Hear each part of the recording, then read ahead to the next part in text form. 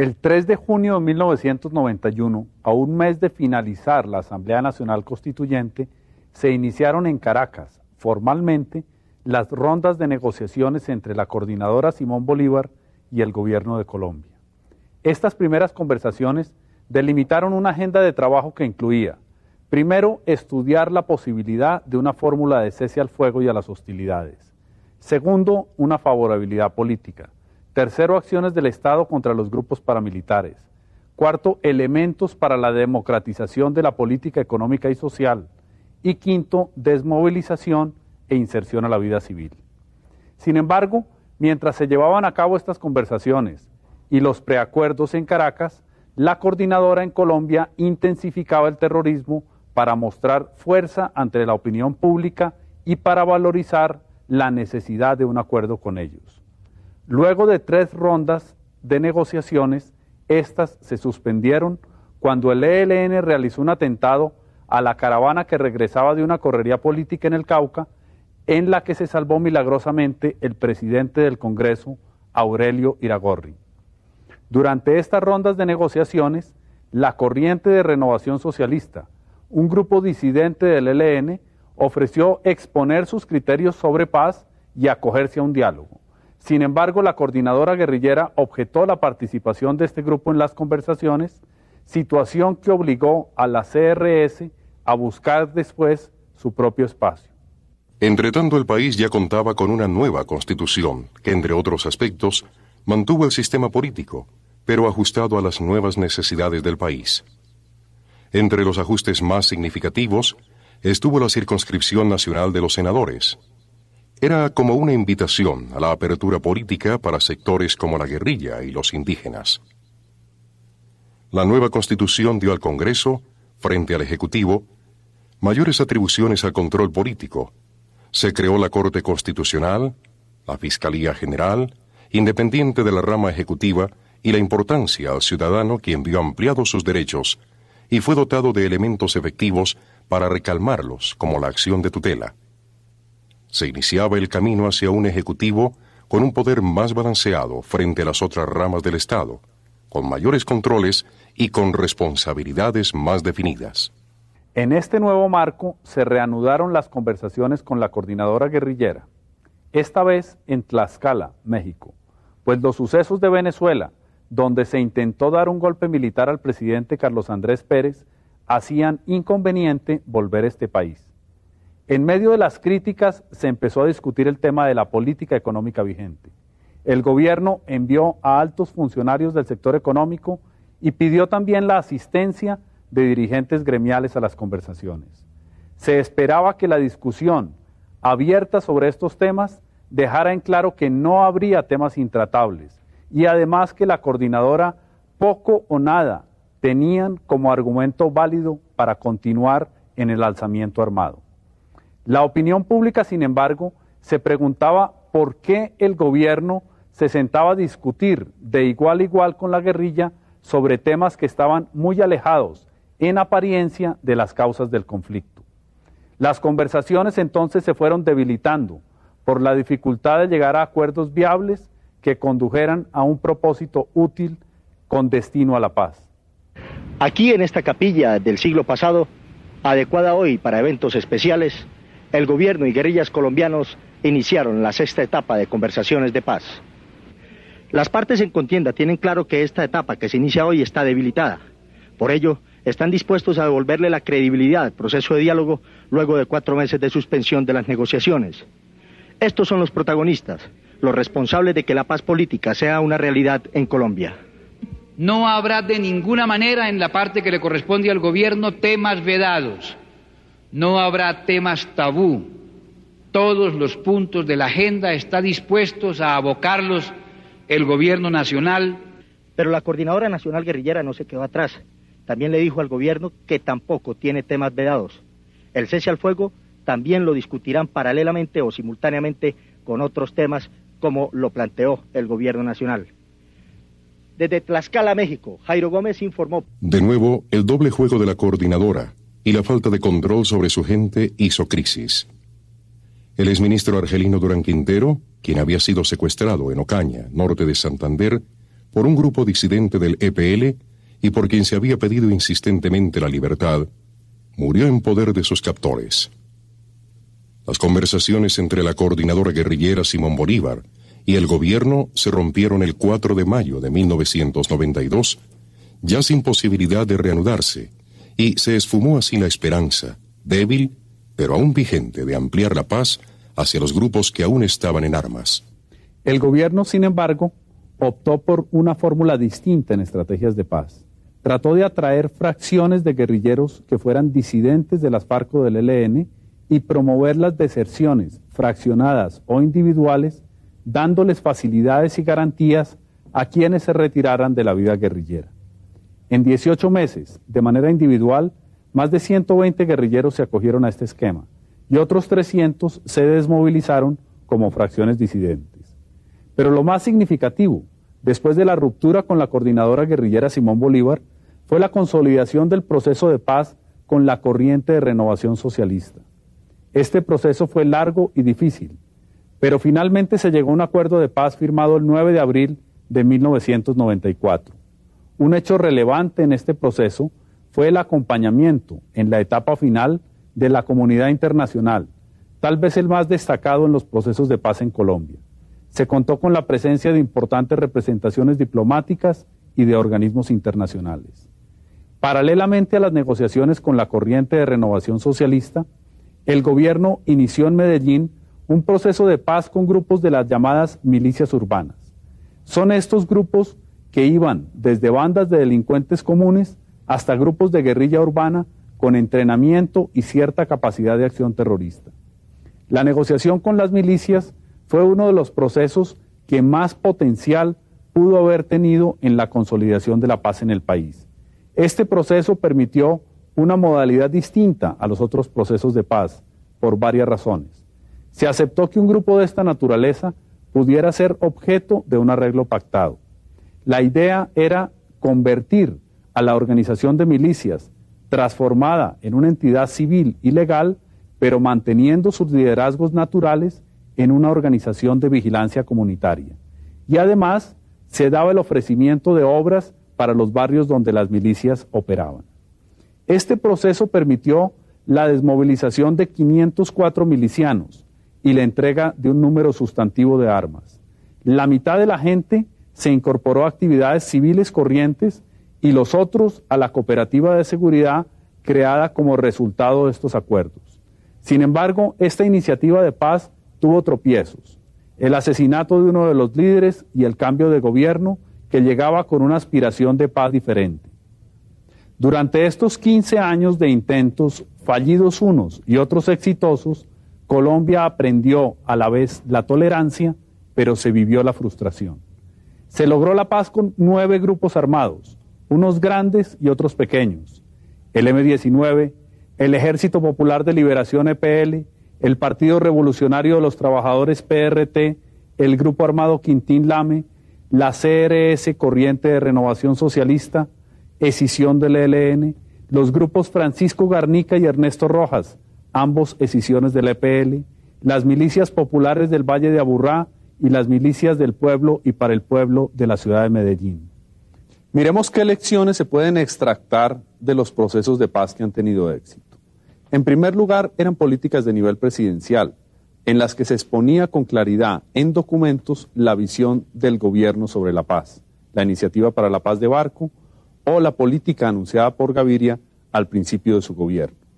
Estas políticas expresaban los objetivos y las condiciones que exigía el gobierno antes de negociar, durante la negociación y después de ella.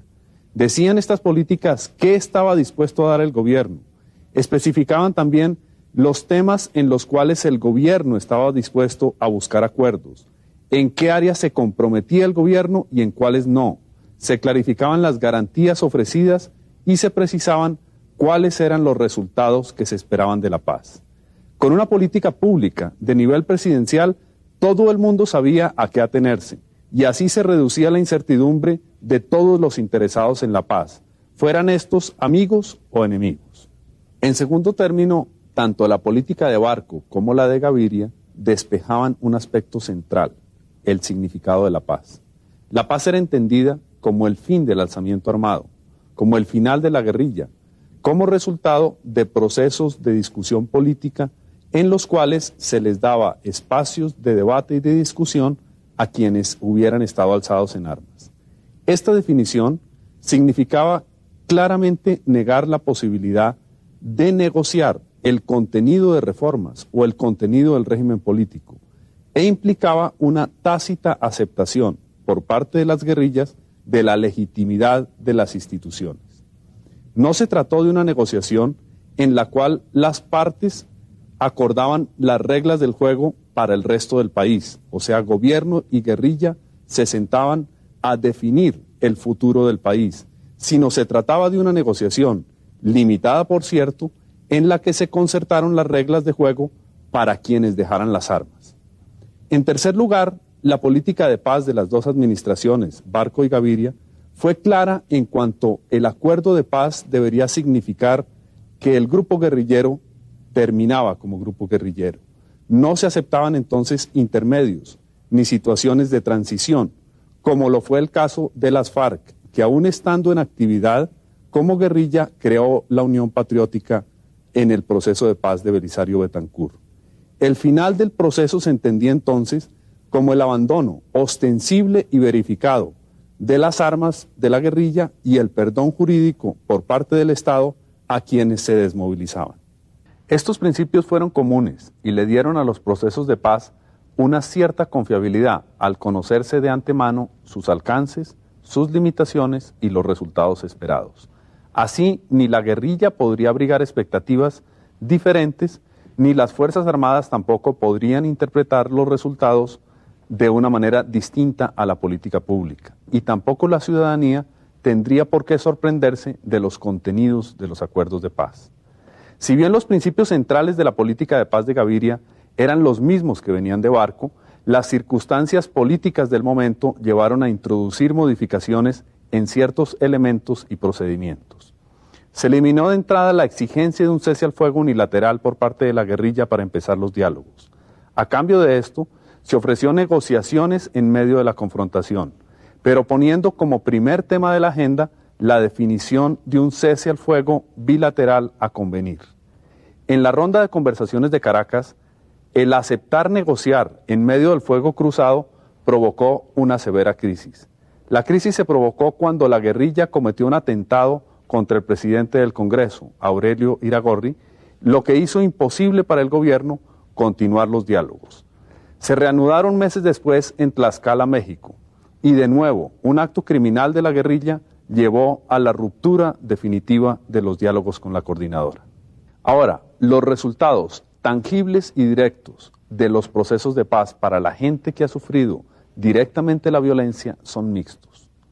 Uno de los factores en que ha fallado el Estado en conjunto, los gobiernos, las Fuerzas Armadas y también los grupos armados que se desmovilizan, es en consolidar los avances alcanzados.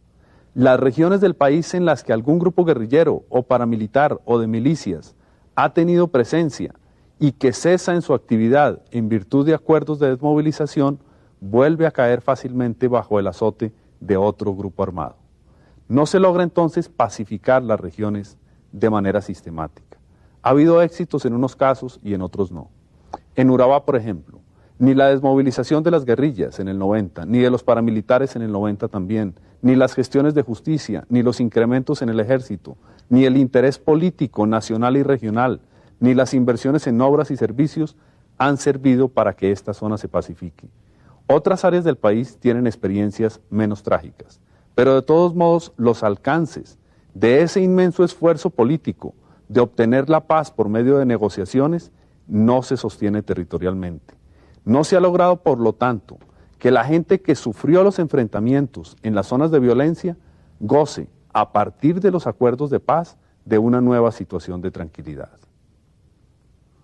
No solo en Colombia, sino en el mundo, todos los procesos de desmovilización de guerrillas, o de reducción de fuerzas armadas, o de terminación de guerras civiles, como en Centroamérica o en África, han dejado una secuela de delincuencia común, o de grupos no conformes con los acuerdos, o de sectores que persisten en el alzamiento, o excombatientes que se acomodan en bandas delincuenciales. Son situaciones de delincuencia común que se prolongan en las posguerras por varios años. Ahora, ¿cómo les ha ido en La Paz a los antiguos combatientes, a los exguerrilleros? Los resultados en este campo también son mixtos.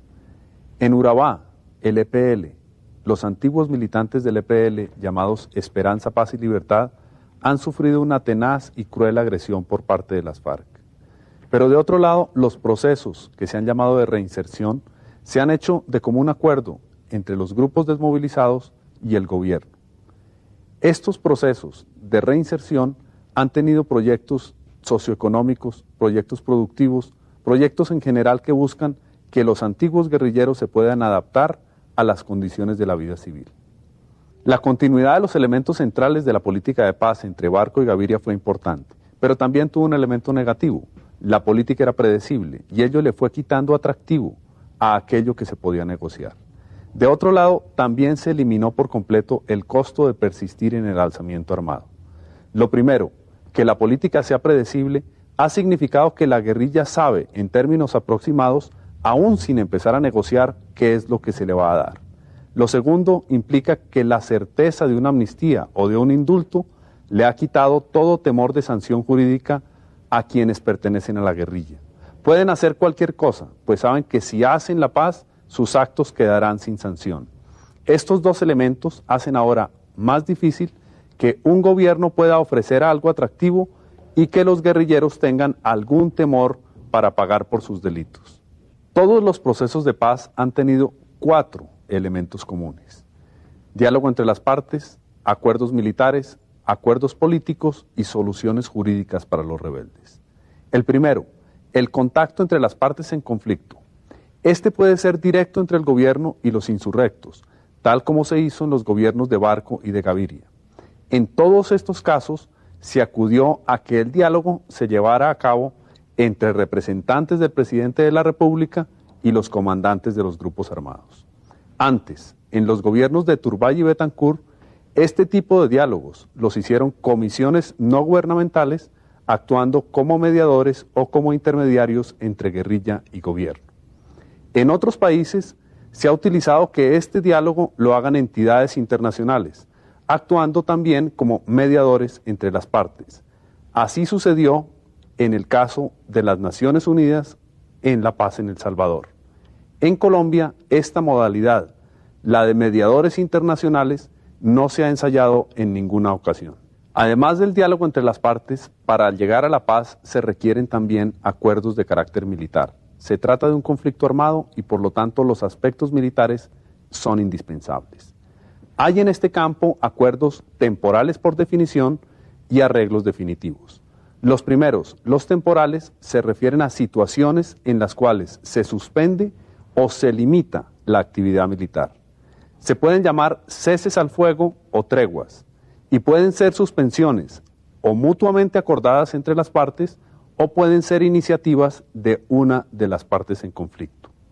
Las treguas acordadas en el gobierno de Belisario Betancur con varios grupos armados eran bilaterales, es decir, el gobierno, a través de sus fuerzas armadas, y la guerrilla se comprometían a no atacarse mutuamente a partir de una fecha determinada.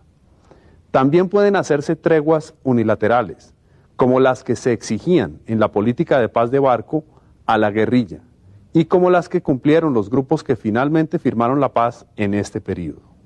Las treguas o ceses al fuego son estados temporales y usualmente se pactan para hacer algo mientras tanto, o para adelantar conversaciones sobre temas políticos o para ambientar un clima de negociaciones, pero en general todas las treguas son temporales.